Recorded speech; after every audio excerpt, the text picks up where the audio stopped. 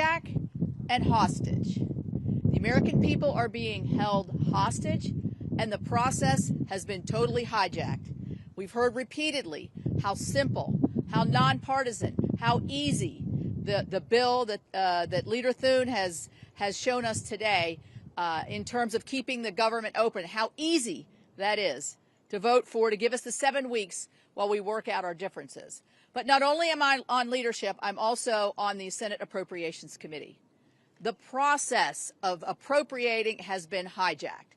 And that's fine for the Democrats, because last year Chuck Schumer did not put one single appropriations bill on the Senate floor.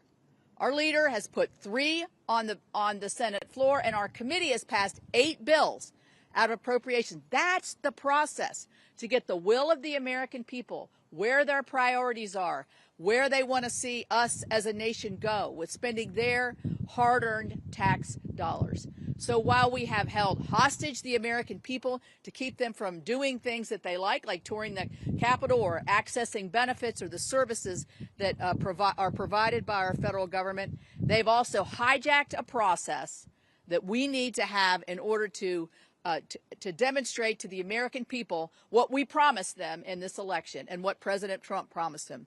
We're going to go back to regular order. We're going to appropriate the dollars. We're going to be fully transparent. And we're not going to ride on some continuing resolution that spends like President Biden wanted to spend. We're going to put our own imprint on this for the American people. That's what they wanted when they voted us in, and that's what we want to give them. Thank you.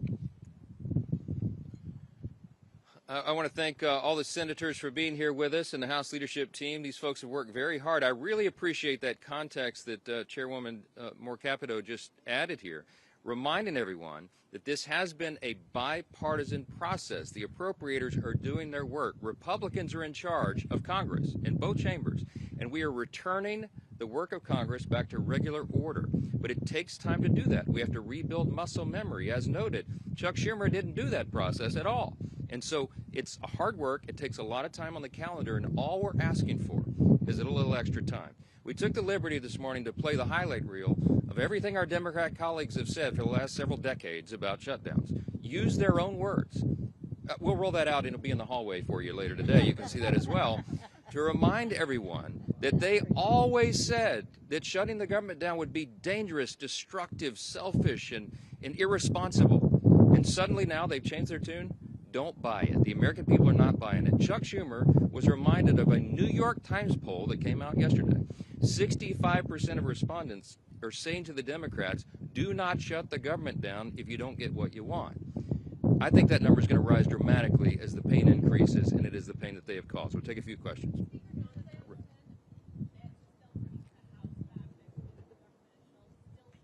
Yes, the House will be returning next week, and they would be here this week, except that we did our work. We passed the bill almost 2 weeks ago out of the House and sent it to the Senate. The ball is literally in Chuck Schumer's court, so he determines that.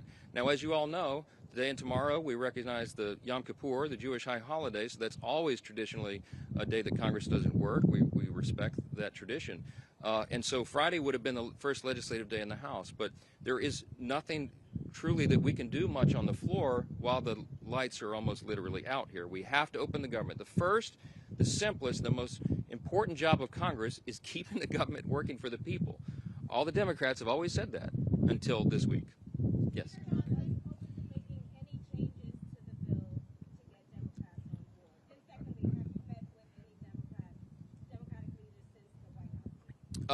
Well, I don't know. I've talked to one of them on the phone, okay? We have open dialogue all the time, but here's the simple fact. There isn't anything we can do to make this bill any better for them. We literally did not put one single partisan provision in the bill. There's no policy riders, there's no gimmicks and no tricks. Now, we could have done that. I had a lot of colleagues that wanted us to load this up with our priorities, but the leaders decided that we should do this in good faith, simply to buy more time, again, for the appropriations process to work. That's all this is. So there's nothing to negotiate. There's nothing that we can pull out of this bill to make it any leaner or cleaner than it is. It's absolutely sparkling clean, and it's only 24 pages long, okay? We're carrying it around as an exhibit. You've all read it, I hope. Everybody can read this. It's very, very simple, and there's not much more to it. Yes, sir. Yes, sir. Yes.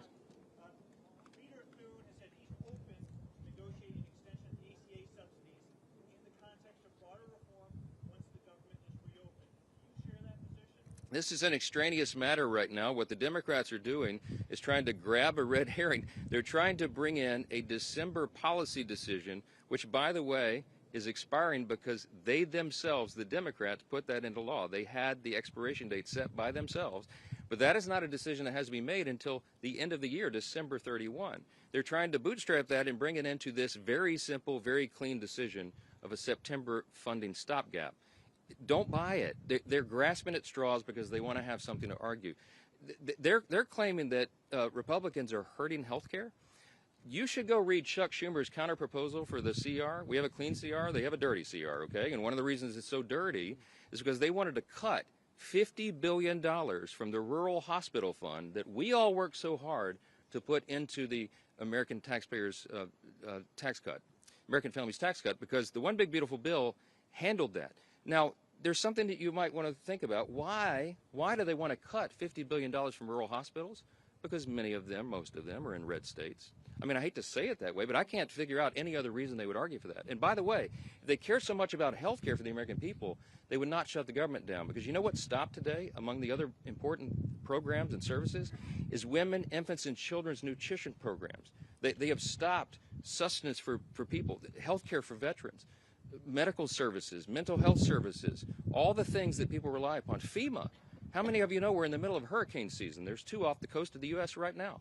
They have stalled the work of FEMA, and they have prevented people from renewing or getting new flood insurance programs right now in the middle of this. It's dangerous, it is destructive, and it's unconscionable to us that Chuck Schumer should do this and would do this for his personal political reasons.